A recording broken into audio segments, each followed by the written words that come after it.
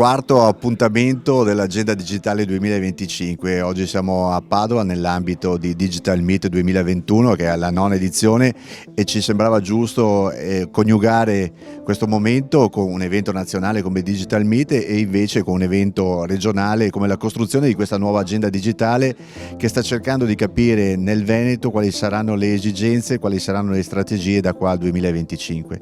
Ci sembrava giusto a Padova parlare di imprese, quindi oggi insieme con il collega Marcato abbiamo cercato di comprendere quali saranno le aspettative e quali sono anche le tendenze che le piccole e medie imprese, che sono l'ossatura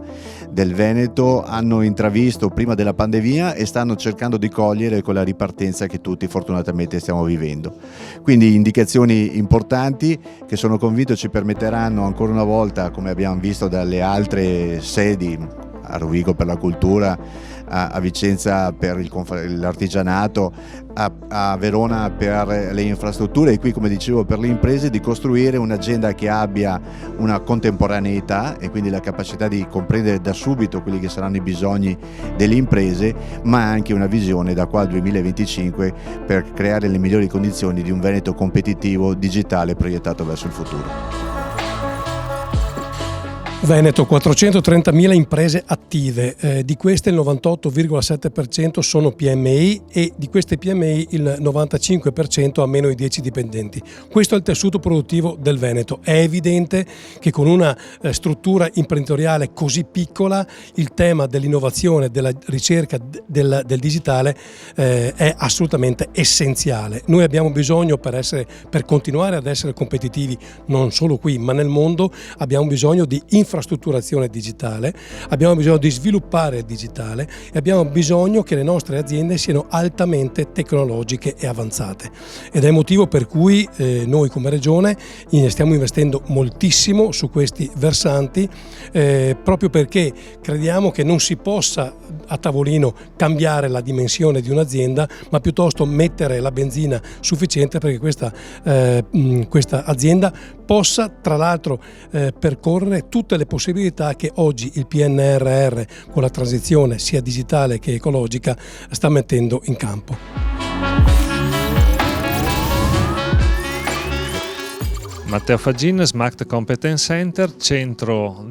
per il 4.0 del Nord-Est. La nostra missione è quella di accompagnare anche le piccole e medie imprese alla transizione digitale,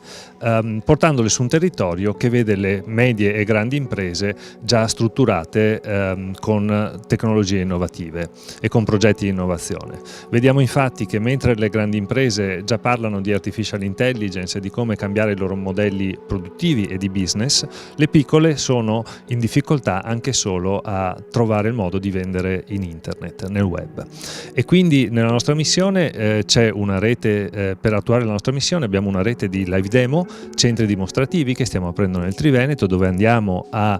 far vedere e toccare con mano queste tecnologie alle piccole e medie imprese e oltre a questo impariamo anche dai progetti che abbiamo cofinanziato alle aziende più strutturate e più innovative e che ci parlano soprattutto di adozione dell'IoT, Internet delle cose, come tecnologia abilitante e di cloud come altra tecnologia fortemente abilitante e infine di big data e artificial intelligence come tecnologie invece che vengono usate come il cuore dell'innovazione di queste imprese. E quindi ecco, nel guardare al futuro dobbiamo guardare oltre all'infrastruttura tecnologica, quindi banda larga e magari high performing computing, anche all'accompagnamento di queste imprese e del personale di queste imprese verso le nuove tecnologie, cosa che oggi sappiamo essere uno dei freni principali all'innovazione.